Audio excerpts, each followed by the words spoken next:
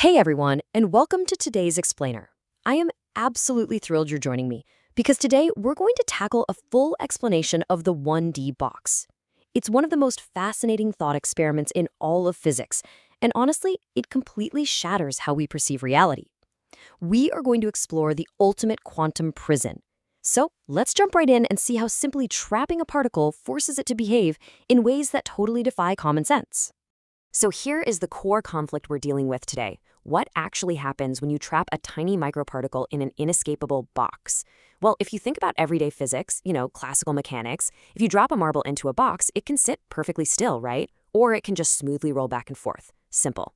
But the quantum realm, it definitely doesn't play by everyday rules. When we shrink that box down to the microscopic level, the mind-bending reality of quantum mechanics takes over, and the laws of physics essentially rewrite themselves. Here's our quick roadmap for the explainer. First, we'll define the infinite potential well. Next, we'll solve the quantum box. Then, we'll see exactly how energy becomes quantized, followed by the zero-point energy rule. Finally, we'll figure out where the particle actually is and wrap up by comparing classical versus quantum reality.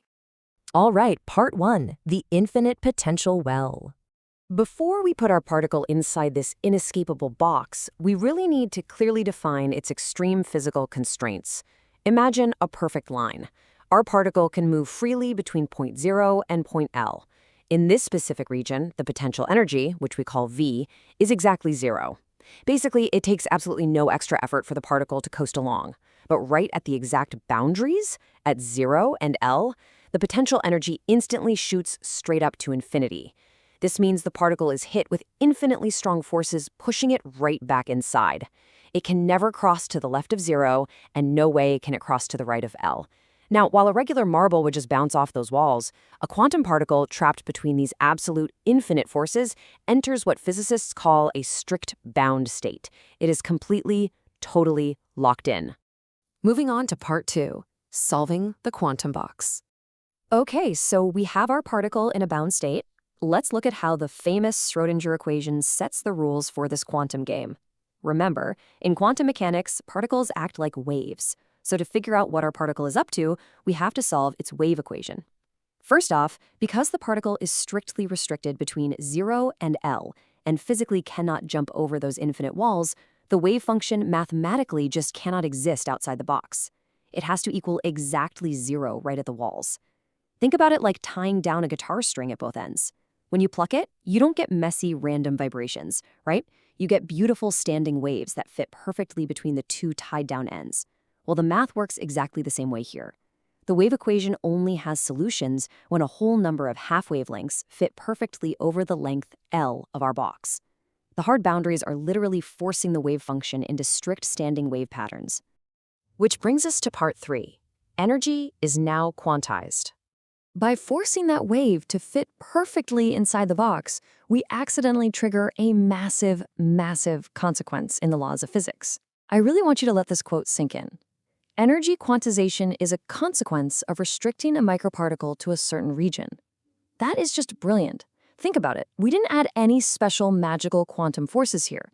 The simple geometric act of putting a particle in a box and just restricting where it can go completely shatters its ability to have smooth, continuous energy. The confinement alone is what creates the quantum rules. And the math brilliantly illustrates exactly what this confinement does to the energy.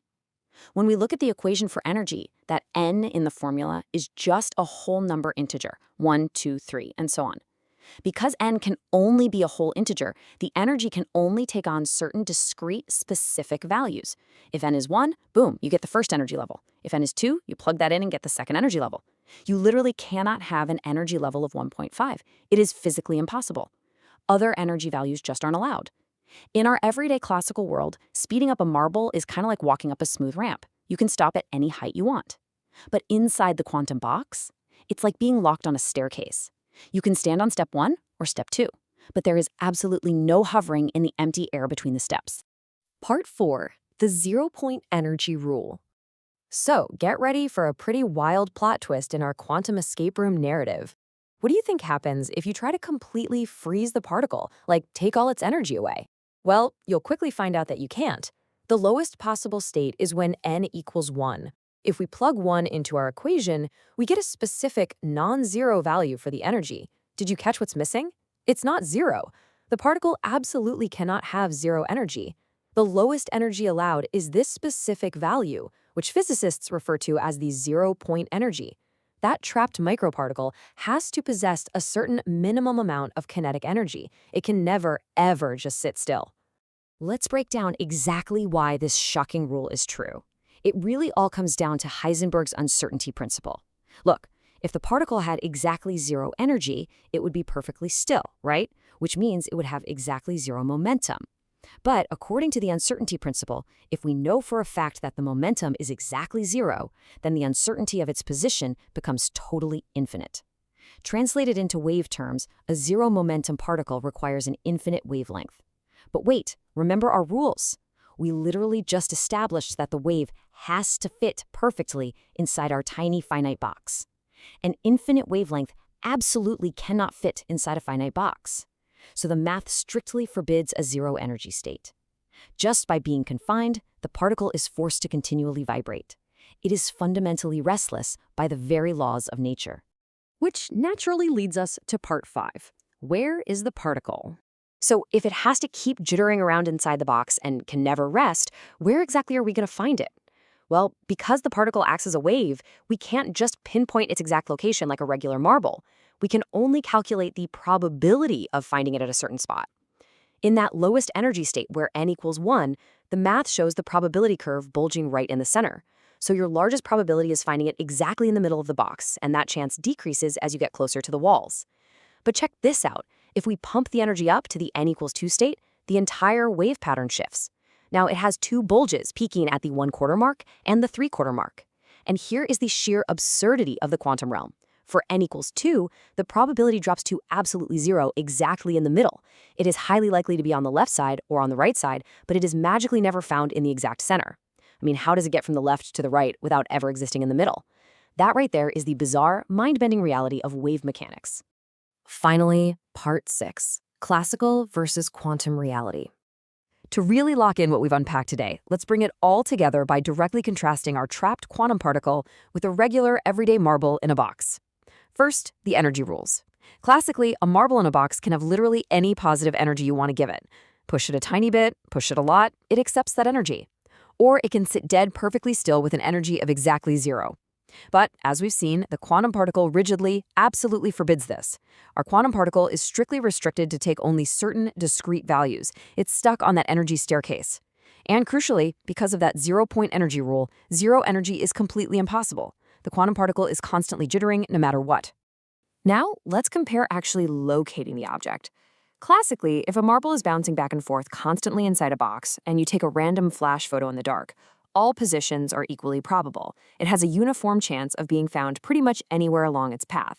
But our quantum particle? It operates on probability densities derived from those standing waves, so it's not uniform at all. It actively stays away from the walls. And in higher energy states, it completely avoids certain zones, nodes inside its inescapable box.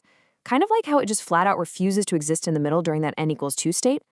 We've seen how confining a particle forces it to adopt discrete energy levels, forms standing wave probabilities, and forever banishes it from just sitting still. Which leaves us with one final, pretty profound thought.